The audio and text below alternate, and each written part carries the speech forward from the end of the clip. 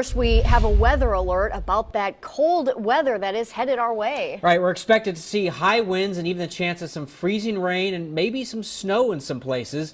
We have live team coverage on this weather alert. And first, let's start with our chief meteorologist, Kristen Van Dyke. How cold we talking, Kristen? Oh, the chill is going to move in overnight tonight, and it is hanging around through the rest of the work week. So get ready for it. It may not look like it out there right now. Sunshine, temperatures in the mid-50s, but take a look at the wind. The wind already picking up. Winds coming in from the east-northeast, sustained at 15 miles an hour. And overnight, those winds are howling, and that is just the first step to get the cold weather in here. And then we're going to have to watch for precip to develop along the cold air, and that could cause some problems for some of us. Out there right now, we have quite a bit of weather watches, warnings, advisories to talk about. So let's zoom on into the metro area first in the Willamette Valley. Highlighted here in this brown color, high wind warnings in effect through the overnight hours tonight until noon tomorrow. So that includes Clackamas, Clark, Multnomah, Washington counties, among others. East winds developing overnight, 25 to 45 mile an hour sustained winds, especially coming in from the gorge area, east sides. Those gusts up near 60 miles an hour. That's going to drive in the cold. We have freeze watches in effect and freeze warnings in effect for tonight through 10 a.m. tomorrow. Areas highlighted here in blue, temperatures dipping down into the low 20s overnight. So don't forget to take care of the pets, the pipes and the plants there tonight. And then we also have those frost advisories down south. So this is all just the beginning of it. And then I'll talk more about the precip part of this coming up. So you definitely want to be prepared. Cold weather can cost you money if you're not. And Core Harlan is live in Southeast Portland. He's actually talked to some experts on how you can get prepared. Yeah, Kristen, I talked with people concerning everything from car tires to hose bibs today, and I'm reminded of some no-brainers that typically things that people should do in the winter. But I'm also informed today about some other money-saving things that people might not be aware of. And I can tell you right now, the number one most expensive thing when the weather turns freezing here are those hoses left connected to hose bibs. This is what happened the last time it froze in Portland. Hose bibs left uncovered outside and exposed to freezing temperatures. Hoses still connected to the hose bib when it froze. Nick Delaganis, a Portland plumber, remembers it pretty well because of all the business it generated. In 3 days we had 1,400 phone calls, and they were all as a result, or the majority of them were because people did not disconnect the hose and turn the shutoff of the hose bib off. Nick says repairing the fractured pipes can cost as much as $500. He tells me to tell all of you, disconnect your hoses and cover your hose bibs if they're outside.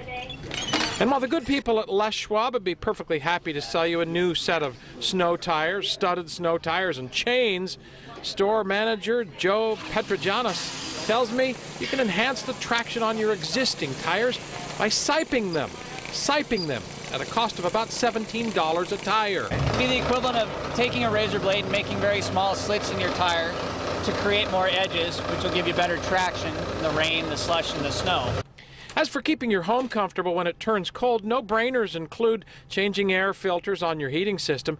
And if you live in an old house with little or no insulation, try what I did recently. You know, for years, a lot of the heat from the main floor of our house chimneyed up the stairwell here and got out of the house through the ceiling and through the attic. That was until about 4 weeks ago, and I put in a ceiling fan here, and ever since, the temperature downstairs hasn't drifted much off of 67 degrees. Some simple ideas on how to keep your house warm, your car on the road, and your plumbing from being damaged by freezing weather.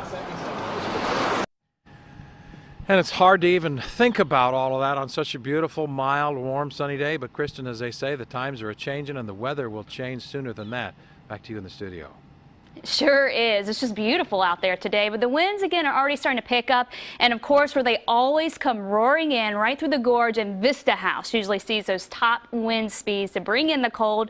Steve Pierce is out at Vista House live to tell us a little bit more about that. Steve, how's it going out there? Well, Kristen, it's going actually pretty good, and this is just a preview of things to come. As you can see, there are a few people still hanging out here at the Vista House this afternoon. I got here about 2 o'clock, Kristen, and the winds were not blowing very hard at all. And then just in the last 45 minutes or so, we've seen lots of people walking up, families, kids, children, all getting one great glimpse of a good sunset up here tonight. But it's going to turn much colder, as we've talked about, as that air mass continues to squeeze through the gorge. this afternoon into the evening and overnight hours. And then tomorrow, that's when we're going to see things really crank up. The gorge up here, especially at Crown Point, Mount Vista, folks that know the Vista House the best know the winds can gust over 100 miles an hour up here in these kind of situations. So it's going to go from a light jacket to gloves and a hood really fast up here over the next couple of days. This is a very cold air mass for this time of the year, and very dry air as well. Be screaming right through the gorge over the next 48 hours. And of course, we will stay on top of all that from up here at Crown Point right now. Back to you guys in Portland.